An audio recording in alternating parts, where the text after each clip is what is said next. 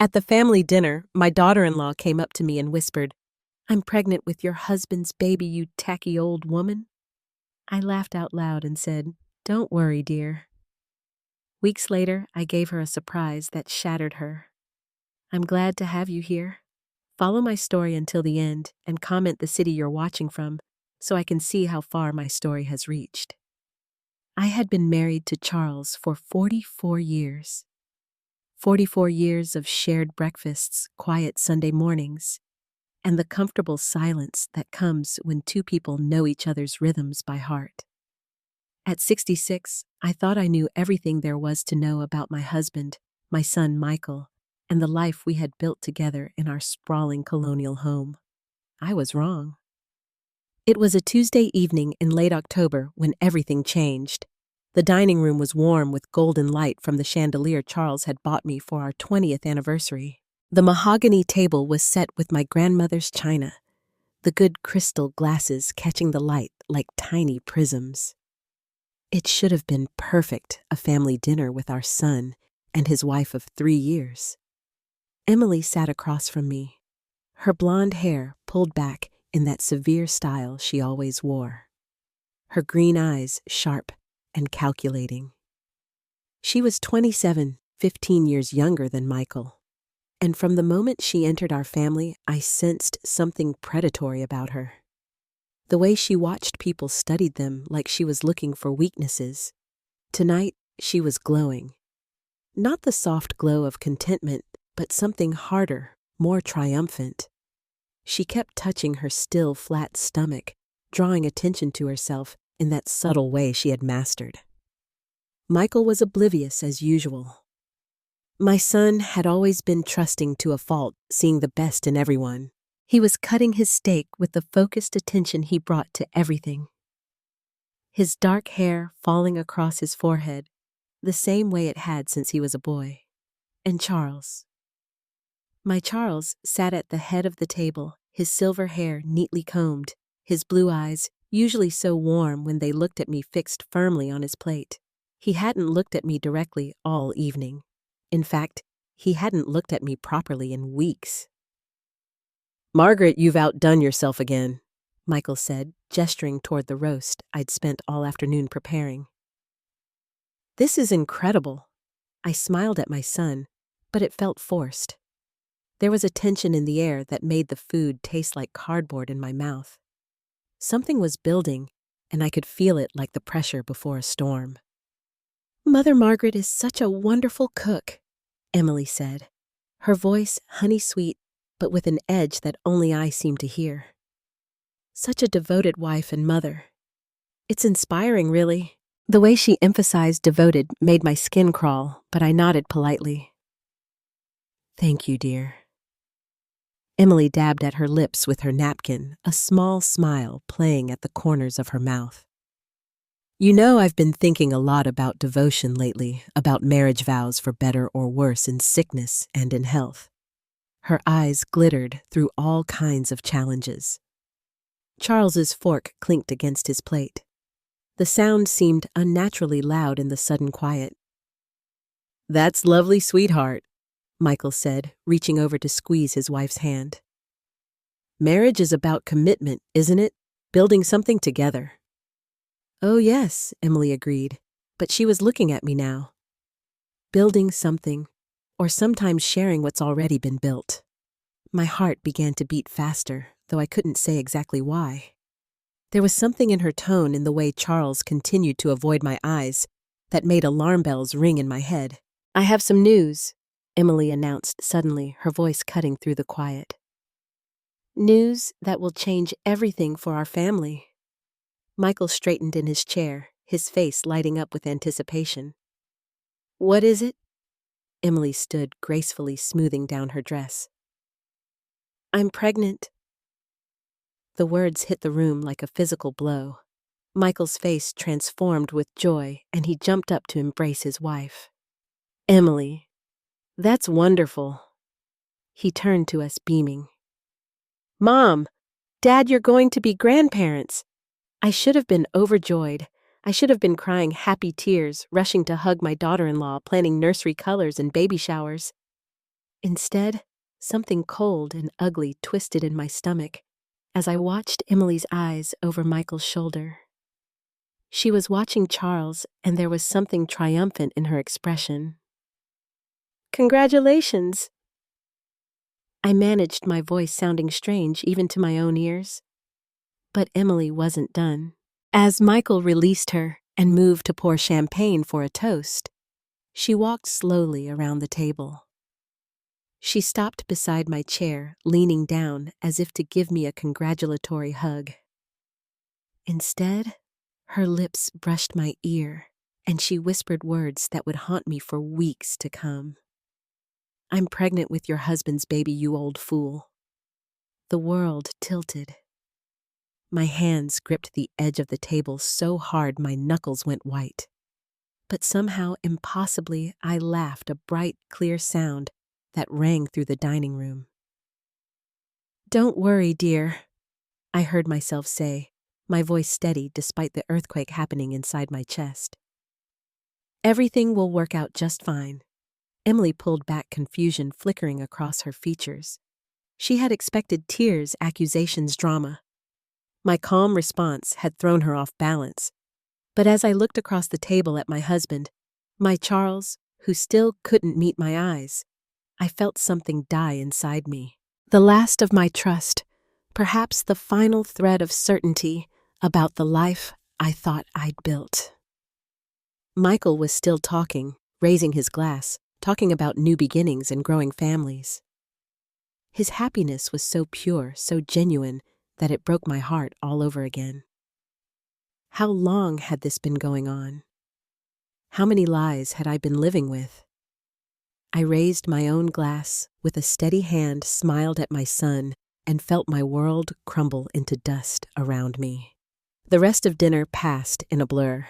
I responded when spoken to, smiled when expected, played the part of the surprised but delighted mother-in-law. But inside, I was screaming. When they finally left Michael chattering excitedly about cribs and college funds, Emily shooting me one last, satisfied look, I stood in my kitchen, loading the dishwasher with mechanical precision. Charles appeared in the doorway, his shoulders slumped with exhaustion. "Margaret," he started, his voice rough. "Not tonight," I said without turning around. "I can't do this tonight." I heard him sigh, heard his footsteps retreat up the stairs to the bedroom we had shared for over 4 decades. But I couldn't follow him. Not yet. Maybe not ever. Instead, I stood alone in my kitchen, surrounded by the remnants of what had been my last innocent family dinner, and wondered how long I had been living with strangers. Sleep didn't come that night. I lay in our king-sized bed, listening to Charles's breathing beside me, wondering if the man I had shared my life with was a stranger. Every small sound, the creak of the house settling, the distant hum of the refrigerator, seemed amplified in the darkness. When morning came, I moved through my usual routine like an actress playing a part. Coffee for 2 eggs, over easy for Charles. Whole wheat toast, cut diagonally the way he preferred. We sat across from each other at our small breakfast table, the morning sun streaming through the kitchen windows, and I studied his face like I was seeing it for the first time. "Sleep well?" he asked, not looking up from his newspaper. "Fine." I lied. The silence stretched between us, filled with everything we weren't saying. Finally, Charles folded his paper and stood. "I'll be working in the garden today. The roses need attention before the first frost." Working in the garden. How many times had he said those exact words over the past few months? I watched him walk away, noting the slight stoop to his shoulders that hadn't been there a year ago. At 73, he was still handsome in that distinguished way that had first caught my attention at a church social 44 years ago. But now I wondered if I had ever really known the man behind that familiar face. After he left, I sat alone with my cooling coffee, and let my mind drift back over recent months, searching for clues I had missed. They were there like pieces of a puzzle I had been too naive to assemble. 3 months ago, Charles had started showering at odd times. Not just his usual morning routine, but suddenly after working in the yard or before dinner when we weren't going anywhere special. When I asked about it, he said he didn't want to smell like soil and fertilizer. 2 months ago, I had found a credit card statement with charges I didn't recognize. A florist in the next town, a jewelry store I had never heard of. When I asked Charles about them, he said he was planning surprises for my birthday. My birthday was still 4 months away, but I chose to believe him. 6 weeks ago, Emily had started dropping by more frequently, always when Michael was at work, always with some excuse about wanting to learn family recipes or asking for advice about marriage. She would stay for hours, and I would often find her and Charles having quiet conversations that stopped abruptly when I entered the room. "Just talking about the garden," Charles would say. "Emily's interested in learning about roses." But Emily had never shown any interest in gardening before. In fact, she had once complained that dirt under her fingernails made her feel absolutely primitive. Now, sitting in the harsh light of morning after those conversations took on a different meaning. The way Emily would touch Charles's arm while they talked. The way she would laugh at things that weren't particularly funny. The way Charles's cheeks would flush pink in a way I hadn't seen in years. I had attributed it to my husband being flattered by the attention of a young, beautiful woman. Harmless vanity, I told myself. Natural for a man his age to enjoy feeling appreciated. How naive I had been. The phone rang, jarring me from my dark thoughts. Michael's voice was bright with excitement. "Mom, did you sleep at all last night? I was too excited to close my eyes." "I'm still processing," I said, carefully. "It's wonderful news, sweetheart. Emily is already making lists. Baby names, nursery themes, everything. She wants to start shopping this weekend." He paused. "She mentioned that Dad seemed really happy about the news. Said he got a little emotional when she told him." My hand tightened on the phone. "When did she tell him?" "Last week I think she wanted to share it with him first. Said she was nervous about how you'd both react." "Isn't that sweet? She was worried you might think we were too young. Last week, she had told Charles about the pregnancy a full week before announcing it to the family. Why would she do that unless Mom?" "You still there?" "Yes," I managed, just thinking about everything we'll need to do to get ready. After I hung up, I sat staring at the phone, pieces of the puzzle clicking into place with sickening clarity. The private conversation, Charles's strange behavior, Emily's triumphant expression at dinner. I needed to know the truth, but I couldn't bear to confront Charles directly. Not yet. If I was wrong, if my suspicious mind was creating problems where none existed, I could destroy my marriage over nothing. But if I was right, I spent the rest of the morning in a fog, mechanically cleaning rooms that were already spotless, folding laundry that didn't need to be folded. Through the kitchen window, I could see Charles in his garden pruning the roses with careful, practiced movements. Daniel, our gardener, worked nearby, trimming the hedges with the quiet efficiency I had come to appreciate over the past year. Daniel was a gentle soul, maybe 35 or 40, with kind brown eyes and work-roughened hands. He lived in a small apartment above the garage behind the Martinez house next door, taking care of several properties in our neighborhood. Charles had hired him after our previous gardener retired, and I had grown fond of his polite manner and dedication to making our yard beautiful. Now I watched him work and wondered if he knew if he had seen things, if the whole neighborhood knew what was happening in my marriage before I did. Around noon, Emily's silver sedan pulled into our driveway. She emerged wearing a flowing sundress that emphasized her still slender waist, her blonde hair catching the sunlight as she walked toward the garden where Charles was working. I watched from behind the sheer curtains in our living room as she approached my husband. Their conversation was animated, her hands gesturing, his head nodding.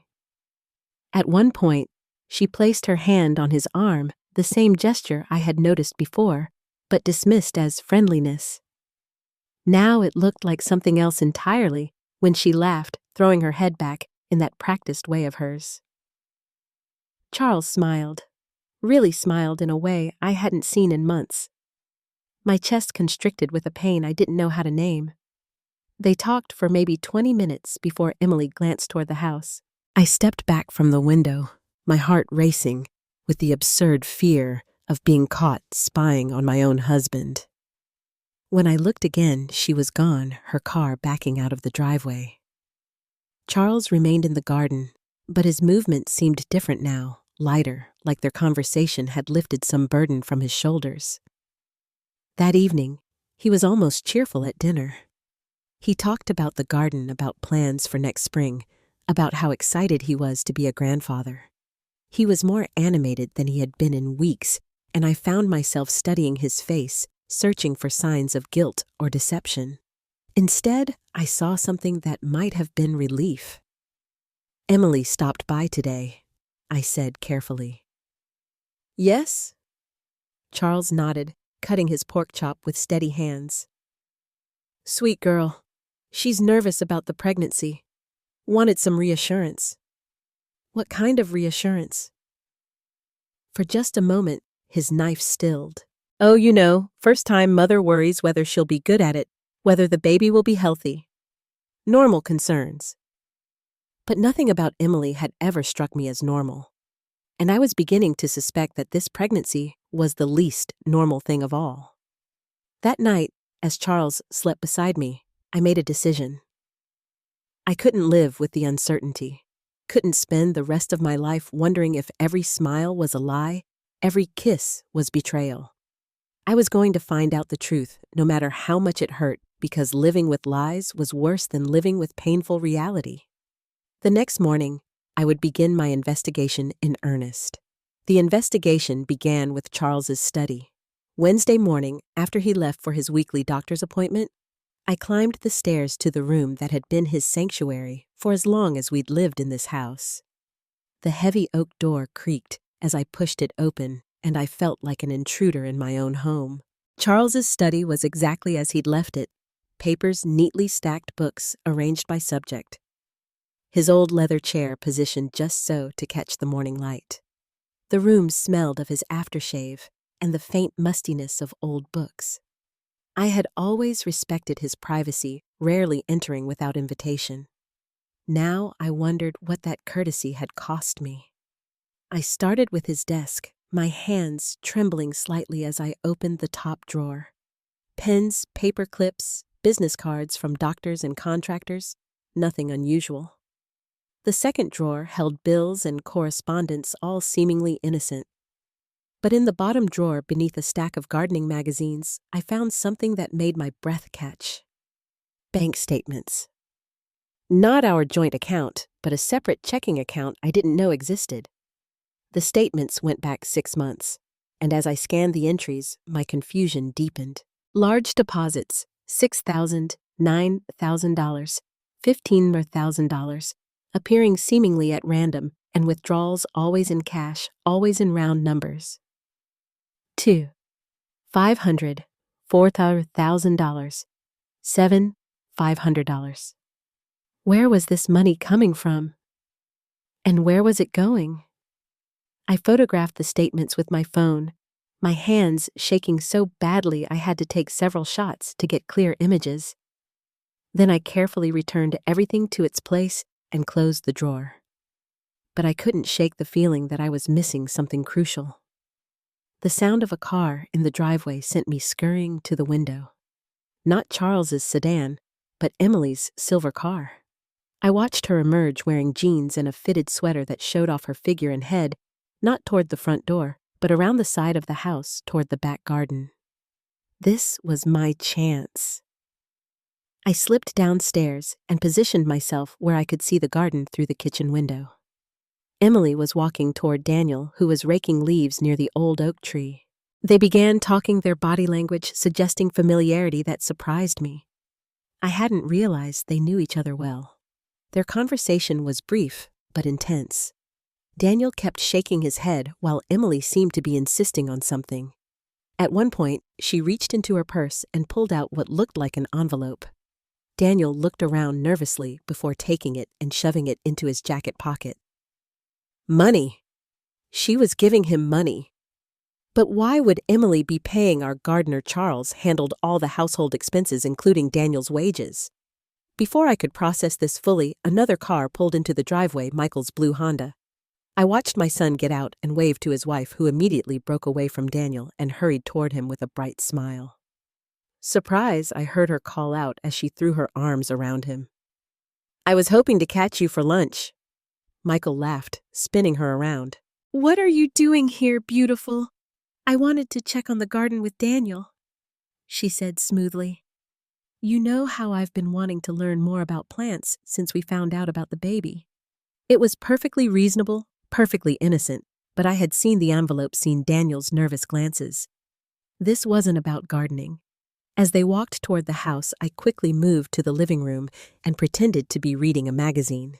They came through the front door, Michael's arm around his wife's waist, both of them glowing with happiness. Mom! Michael called out. Look who I found plotting with our gardener.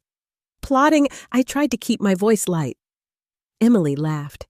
That tinkling sound that always seemed slightly forced. I was asking Daniel about what flowers would be best for a baby's room. I thought maybe we could plant a little garden for our son or daughter. Our son or daughter? But the baby wasn't Michael's, was it? The baby was. That's lovely, I heard myself say. Daniel is very knowledgeable. He is. Emily agreed, her eyes meeting mine with something that might have been challenge. He's been so helpful, so understanding. There was something in the way she said understanding that made my skin crawl, like it meant something more than the obvious. They stayed for lunch, Michael chattering excitedly about baby preparations, while Emily sat quiet and watchful.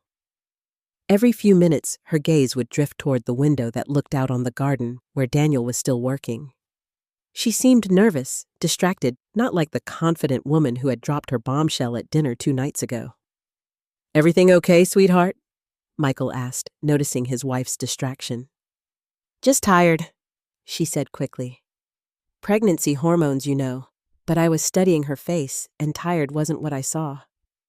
I saw calculation worry the expression of someone whose carefully laid plans might be going awry. After they left, I watched Daniel work for another hour. He seemed agitated, glancing frequently toward the house, toward the street, toward his truck parked at the curb. Whatever Emily had given him in that envelope, it had disturbed him. That evening, when Charles came home from his appointment, he seemed distracted. He barely touched his dinner, pushing food around his plate, while staring off into space. Everything okay? I asked, echoing Michael's earlier question. Fine, he said automatically. Just thinking about the garden.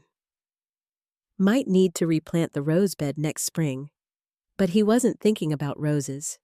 His mind was clearly elsewhere, and the lines around his eyes seemed deeper than they had that morning.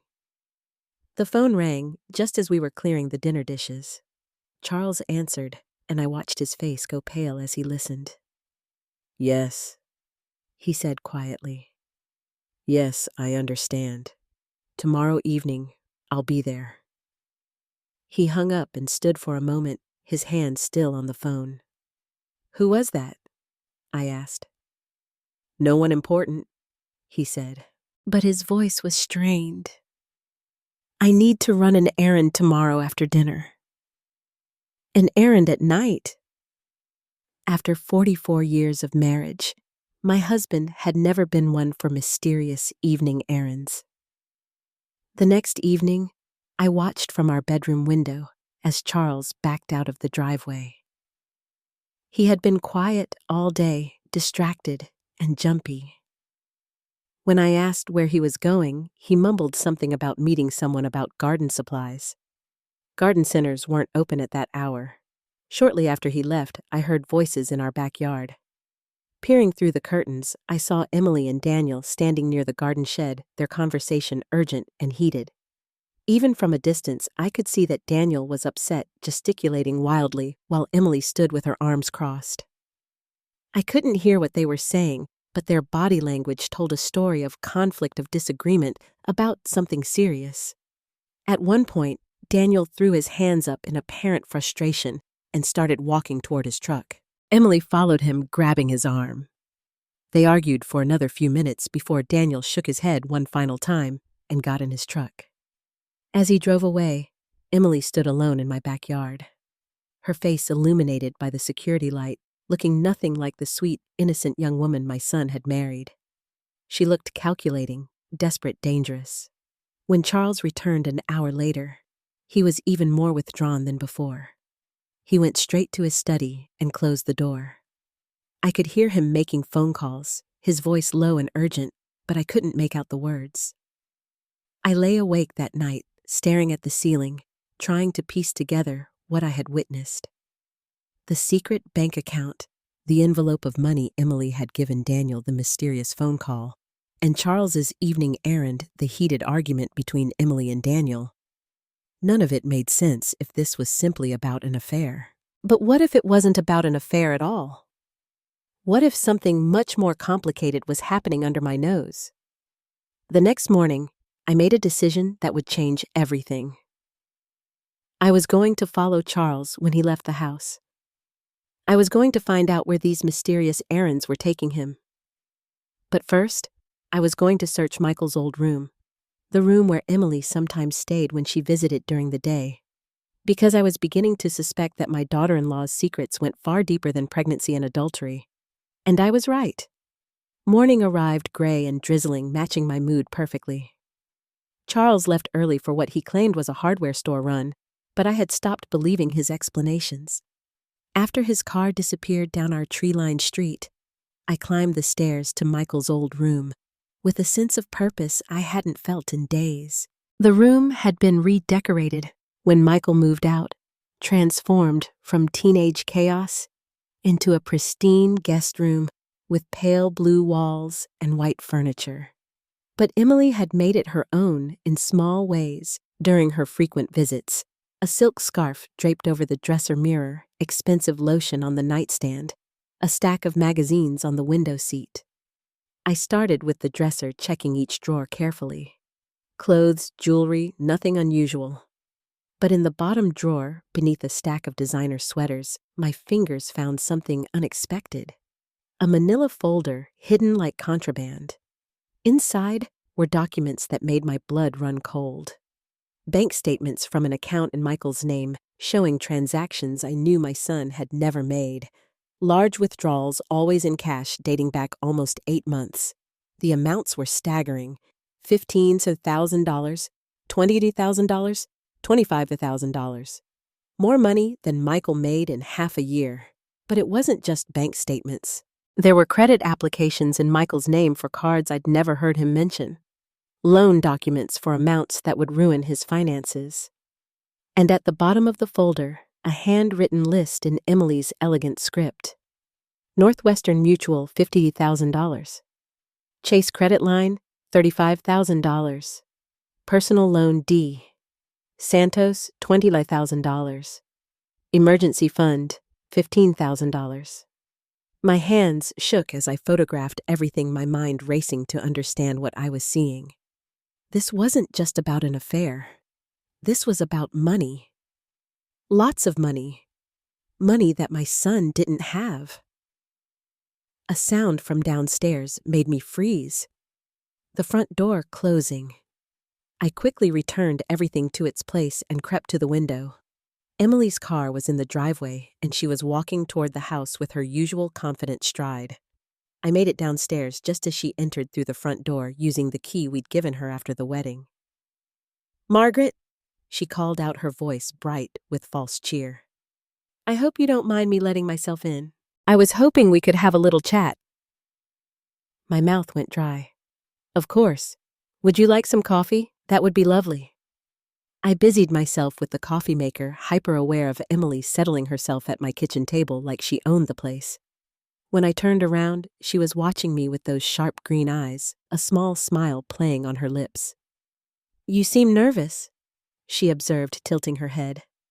Is everything all right? Just tired. I lied, setting her cup in front of her. Didn't sleep well. She took a delicate sip. I imagine you have a lot on your mind. New babies can be overwhelming, especially when they're unexpected. There was something in her tone that made me study her face more carefully. She looked different today, harder somehow, like she had dropped some of the sweet young wife act she usually wore around me.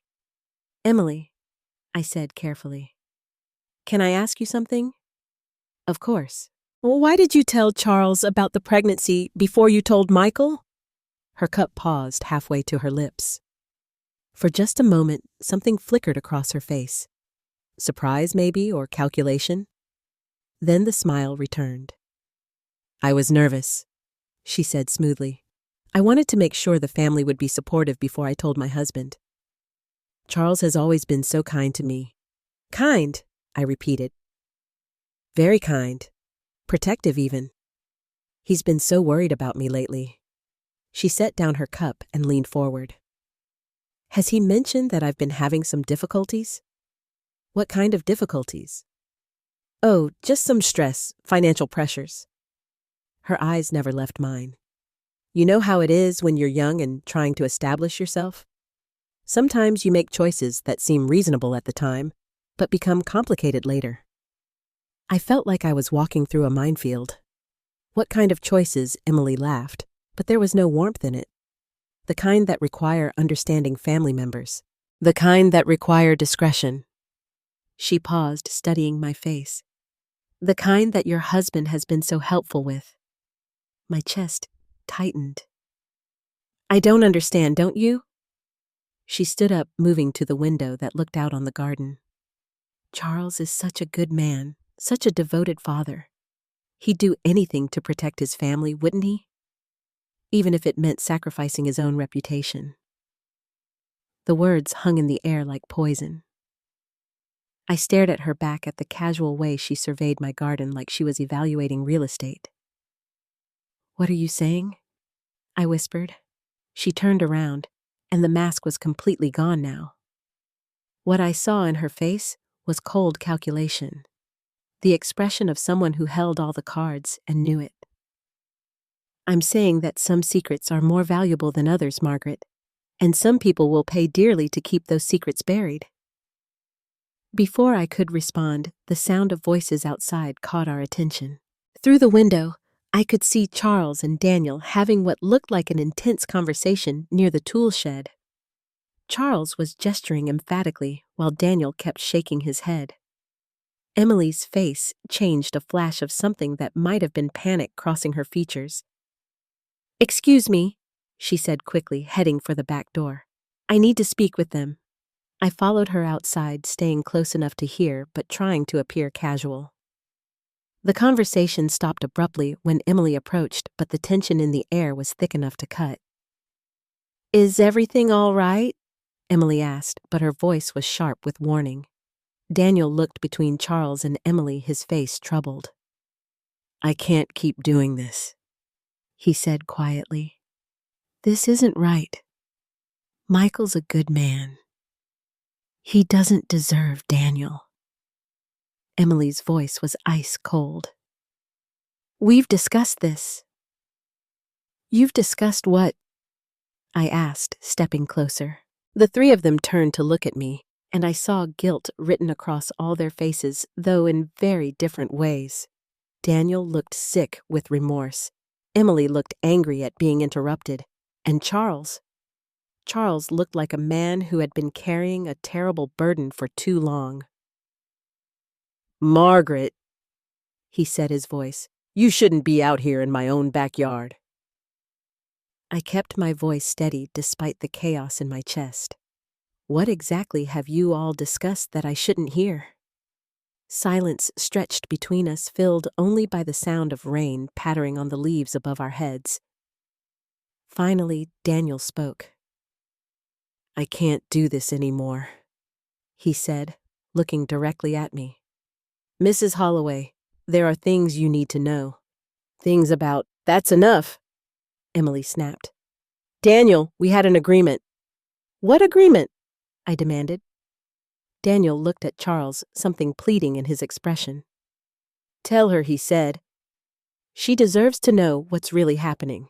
Charles closed his eyes, and when he opened them, they were filled with a pain so deep it took my breath away. Margaret, he whispered, I never wanted you to find out this way. Find out what? But even as I asked, pieces were clicking together in my mind. The bank statements upstairs, the mysterious errands, Emily's veiled threats about secrets and protection. It's not what you think, Charles said urgently. It's not what she wants you to think. Emily laughed, a sound like breaking glass. Oh, but it is exactly what she thinks, isn't it, Margaret? Your devoted husband carrying on with his son's wife. Such a cliché. I stared at my husband, searching his face for the truth. Charles, I'm not having an affair, he said, his voice breaking. Margaret, I would never. He stopped, looking helplessly at Emily. But I can't explain without what I pressed, without destroying our son's life. Emily finished for him, her smile triumphant. You see, Margaret, your husband loves Michael too much to tell him the truth about his wife, about what I've been doing, about what I know. The world seemed to tilt around me. What you know about what Daniel stepped forward? His face pale, but determined. About the money, he said quietly. About what Michael's been doing to pay his gambling debts, about the accounts she made him open, the loans she convinced him to take out. Daniel, Emily warned. But Daniel continued, the words pouring out like he'd been holding them back for months. She's been blackmailing Mr. Holloway, threatening to destroy Michael if he doesn't cooperate with her lies, making him pretend to be having an affair to cover up what she's really been doing. My legs nearly gave out. I grabbed the fence post for support, staring at the three faces in front of me. Gambling debts. Charles nodded miserably. Online poker, sports betting.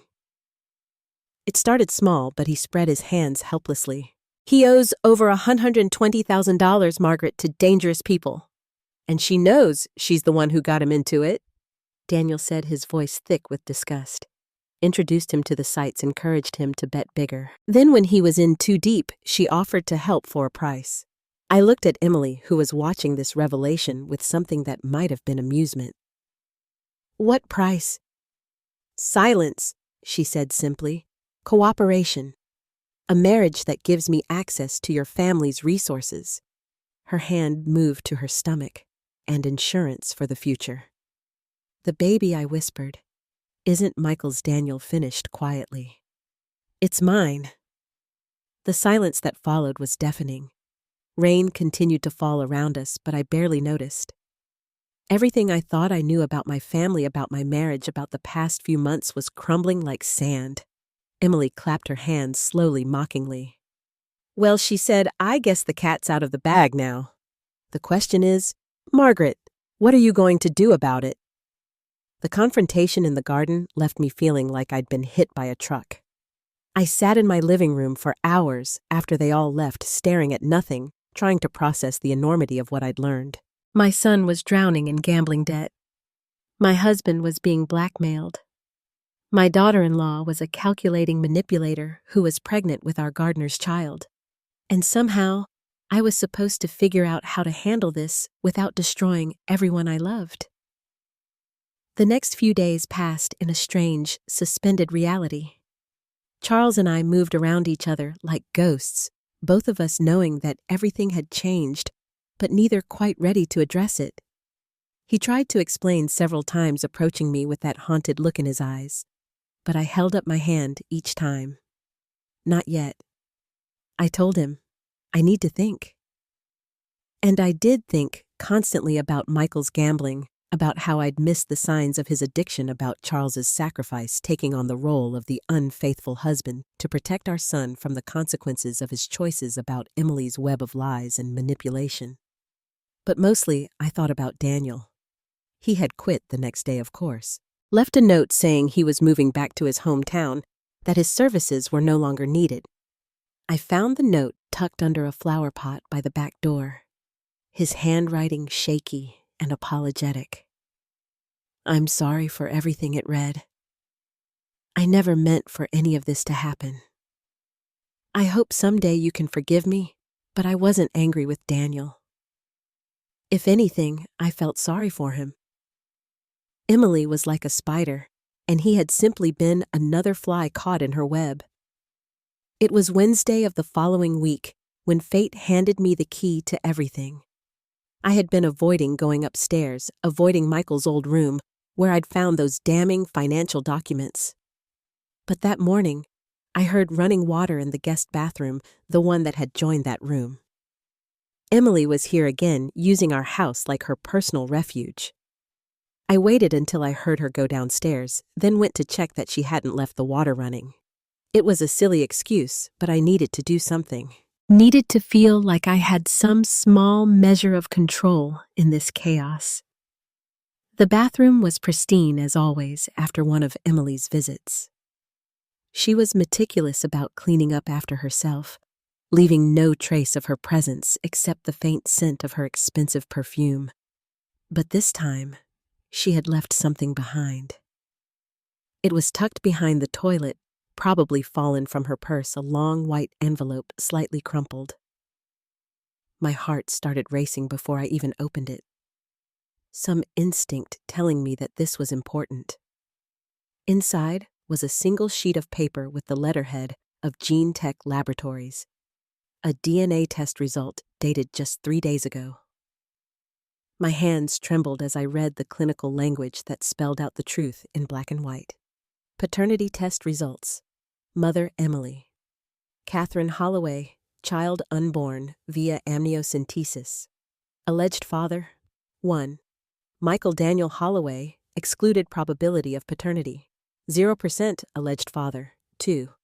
Daniel Thomas Santos, not excluded probability of paternity, 99.7%. I sank onto the closed toilet seat, the paper shaking in my hands. Here it was, the proof I needed. The baby wasn't Michael's. It wasn't even Charles's, as Emily had claimed.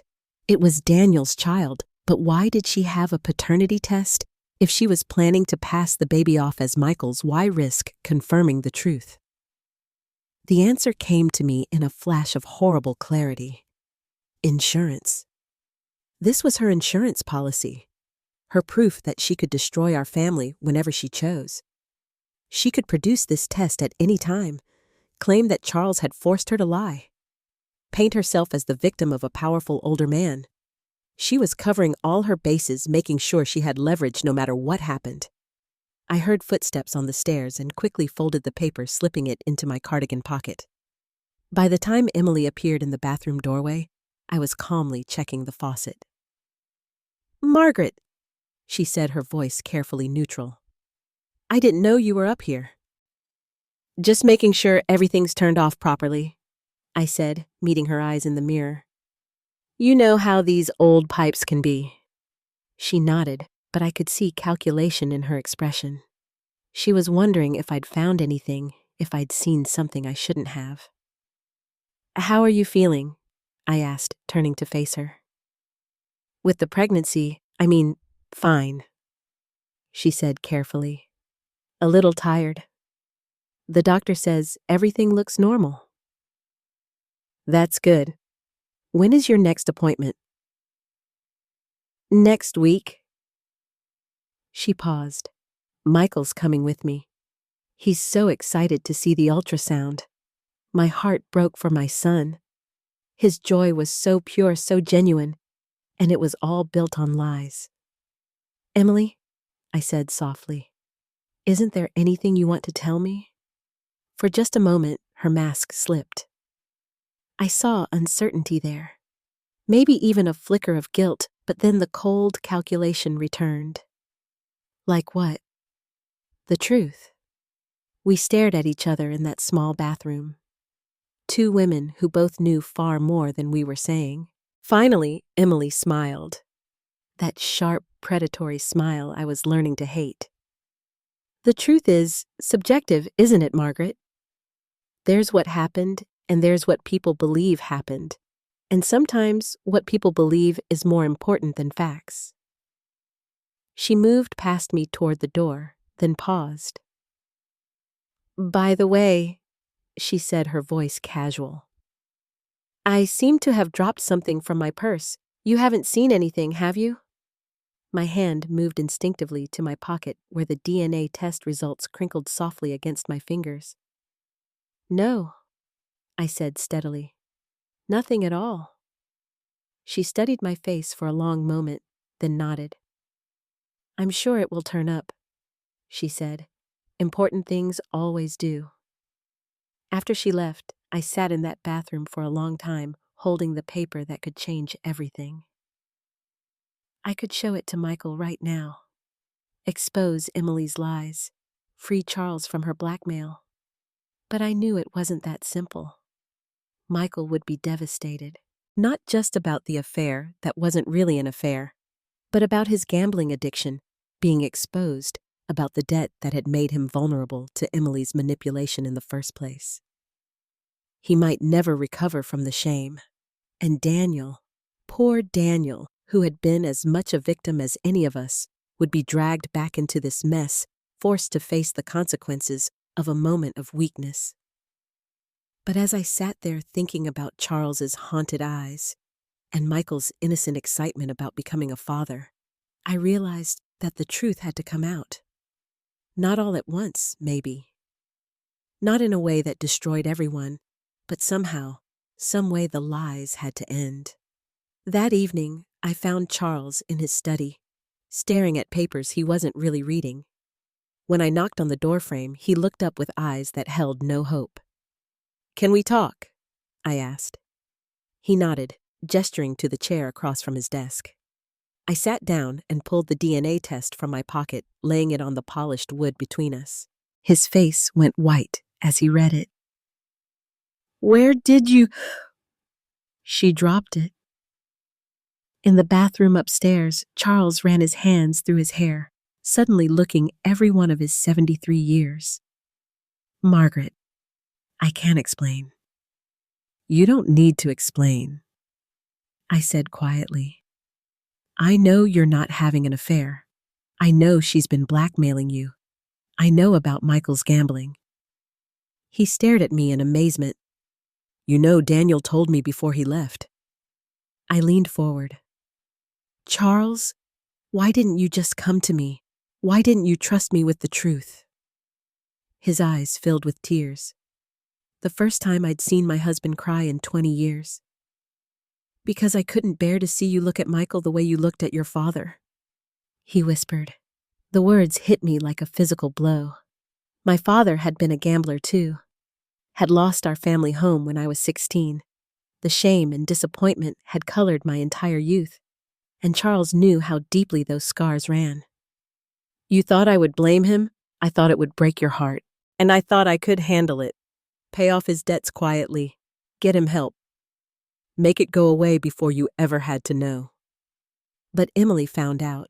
He nodded miserably.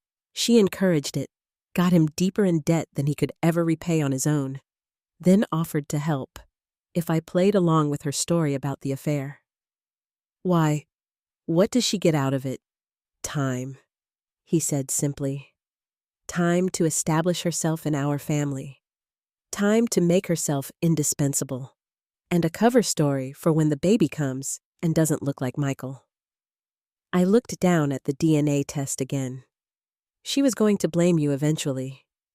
Yes, make it look like I seduced her, forced her into the affair, paint herself as the victim.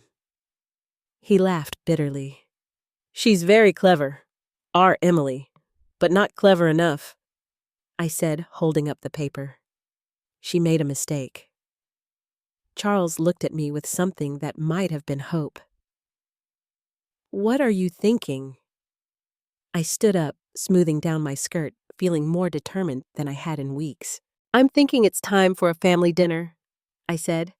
And this time, I'm going to be the one with surprises. The look of relief and admiration on my husband's face made 44 years of marriage feel worth fighting for. I spent 3 days planning that dinner with the precision of a military strategist. Every detail had to be perfect: the timing, the setting, the revelation that would finally free my family from Emily's web of lies. Thursday evening, I called Michael and invited them for Sunday dinner. "Just family," I said, making sure my voice carried the warmth of a grandmother-to-be. "I want to celebrate the baby properly this time." Michael was delighted. "That's wonderful, Mom. Emily has been worried that you were upset about something. This will mean the world to her." If only he knew. I spent Saturday cooking all of Michael's favorite foods: pot roast with vegetables, homemade bread, apple pie from my grandmother's recipe. The house filled with the rich sense of comfort and tradition of Sunday dinners from his childhood, when life was simpler, and our biggest worry was whether he'd finish his homework. Charles watched me work with a mixture of admiration and anxiety. We had talked late into the night after I found the DNA test, planning how to handle the revelation. He wanted to confront Emily directly, but I convinced him that a more subtle approach would be better. "She thrives on drama," I told him. "She expects tears and accusations. We're going to give her something she won't know how to handle: quiet dignity and irrefutable proof." On Sunday afternoon, I set the table with my best china, the wedding set that had been carefully preserved for special occasions. The irony wasn't lost on me. Using these symbols of marital commitment to expose the ultimate betrayal of marriage vows, Emily arrived wearing a flowing dress that emphasized her pregnancy, her hand resting protectively on her still small bump. She looked radiant, glowing with the satisfaction of a woman who believed she held all the power. "Margaret," she exclaimed, kissing my cheek with apparent affection.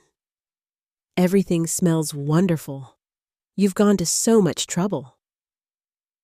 "No trouble at all," I said smoothly. "Family is worth every effort." Michael beamed, pulling out his wife's chair with the gallant attention he'd learned from his father. "Isn't Mom amazing? She could open her own restaurant." "Absolutely," Emily agreed, but her eyes were watchful, studying my face for signs of the tension that had marked our recent interactions. She was puzzled by my apparent good mood, uncertain whether to be relieved or suspicious.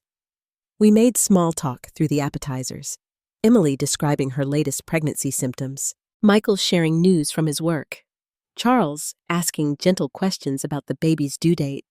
To anyone watching, we looked like a perfectly normal family celebrating new life. But I was watching Emily, carefully noting how she deflected certain questions, how her hand moved to her stomach whenever the conversation turned to specifics about the pregnancy. She was performing the role of expectant mother, but there was something calculated about it, like she was remembering lines from a script. "You know," I said casually as I served the main course, "I've been thinking about family history lately, about genetics." Emily's fork paused halfway to her mouth. "Genetics, Em. It's fascinating how traits get passed down through generations." I smiled at Michael. "You have your father's eyes, but my stubborn chin." Michael laughed. "Thanks for that, Mom." "I wonder what the baby will look like." I continued, my voice conversational. "Will he have Michael's dark hair, or your blonde, Emily? Will he be tall like the Holman, or petite like you?" "It's impossible to predict," Emily said carefully. "Genetics can be surprising." "Oh, but modern science is so advanced now," I said, taking a sip of wine. "They can tell you so much about a baby even before birth. DNA testing, paternity confirmation. It's really quite remarkable." The word paternity hung in the air like a bomb, waiting to explode. Emily went very still, her face carefully blank. Charles set down his fork, recognizing that we had reached the crucial moment. "DNA testing?" Michael asked, oblivious to the tension crackling around him. "You mean like those ancestry kits?" "Among other things," I said. "They can also determine parentage with almost perfect accuracy. Very useful when there are questions about family relationships." Emily's breathing had become shallow, but she maintained her composure. What an odd topic for dinner conversation. Is it? I tilted my head. I think it's quite relevant, actually. I stood up and walked to the sideboard where I had placed a manila envelope before dinner. My hands were steady as I returned to the table, though my heart was pounding so hard I was sure everyone could hear it. Leah, dear, I said, my voice gentle but implacable. I believe you dropped something in my bathroom last week. Her face went white as I placed the DNA test results in front of her. The paper seemed to glow under the chandelier light, its clinical language spelling out the truth in stark black and white. Michael frowned, reaching for the document. What is this? Don't, Emily whispered. But it was too late.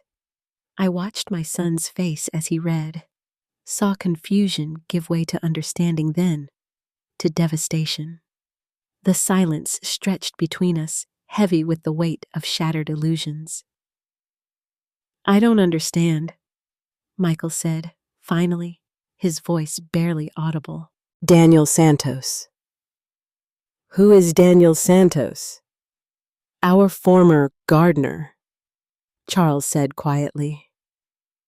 Michael looked up at his wife, his eyes pleading for an explanation that would make this nightmare make sense. Emily.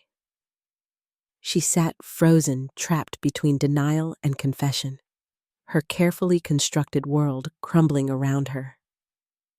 The baby isn't yours, son, I said gently. It never was. What followed was the most painful hour of my life. Michael's face crumpled as the truth sank in. Not just about the baby, but about everything. The gambling debts that had made him vulnerable, the manipulation that had trapped him in Emily's web, the way his shame about his addiction had been used against him. Emily tried to salvage the situation, spinning a desperate story about being forced into the affair, about Charles taking advantage of her vulnerability. But the lies sounded hollow, now transparent, in the face of documented proof. You planned this, Michael said slowly, the pieces clicking together in his mind. You knew about my gambling problem. You encouraged it. I was trying to help you, Emily protested. By getting me deeper in debt, by using my shame to blackmail my father into playing along with your lies. She had no answer for that, and Daniel Michael's voice broke on the name. Did you seduce him too? Was he just another tool in your game? It wasn't supposed to happen, Emily whispered. I was lonely, and he was kind. So you destroyed his life too. Charles spoke up, then his voice heavy with the weight of months of silence. Son, I want you to know that I never touched her. I let you believe I was having an affair because I couldn't bear to see you face the consequences of the gambling. I thought I could protect you. Michael looked at his father with eyes full of pain and gratitude. Dad, you didn't have to. Yes, I did. You're my son, but I should have trusted your mother with the truth. Should have trusted you to be stronger than your mistakes. The cleanup was swift and decisive. Emily packed her things that very evening, her suitcases stacked by the front door like a fortress of failure. She had nowhere to go, no family who would take her, and no friends who weren't connected to the lies she had told. What about the baby? She asked desperately as Michael loaded her belongings into her car. You can't just abandon your grandchild. The baby will be fine, I said calmly. I've already called Daniel's sister in Phoenix. She's willing to take you in until the birth help you get on your feet. Emily stared at me in amazement. You arranged for me to go to Phoenix. I arranged for you to have a chance to start over, I corrected. To raise your child honestly without lies or manipulation. What you do with that chance is up to you. As her car disappeared down our street, I felt no triumph, no satisfaction, only sadness for the pain that had been caused and relief that the lies were finally over. 6 months later, I received a photo in the mail, a baby boy with dark hair, and Daniel's gentle eyes. On the back in Emily's handwriting, his name is David. Thank you for giving me a second chance. Michael had started going to Gamblers Anonymous, facing his addiction with the same determination he brought to everything else in his life. Charles and I were closer than we had been in years, our marriage strengthened by the truth we had finally shared. And our real grandchild, the one born to parents who loved each other honestly. She arrived 8 months after that terrible dinner, a beautiful girl with Michael's dark eyes and his new wife, Sarah's infectious laugh. Sometimes the greatest victories are the quietest ones, not the dramatic confrontations or public revelations, but the simple act of choosing truth over lies, forgiveness over revenge, and love over the fear of being hurt. I learned that at 65, it's never too late to fight for your family. And sometimes, the most powerful weapon isn't anger or accusation, but the quiet dignity of a woman who knows her own worth and refuses to let anyone diminish it. In the end, I didn't destroy Emily. I simply removed her power to destroy us. And that made all the difference. Now I'm curious about you who listened to my story. What would you do if you were in my place? Have you ever been through something similar? Comment below. And meanwhile, I'm leaving on the final screen 2 other stories that are channel favorites, and they will definitely surprise you.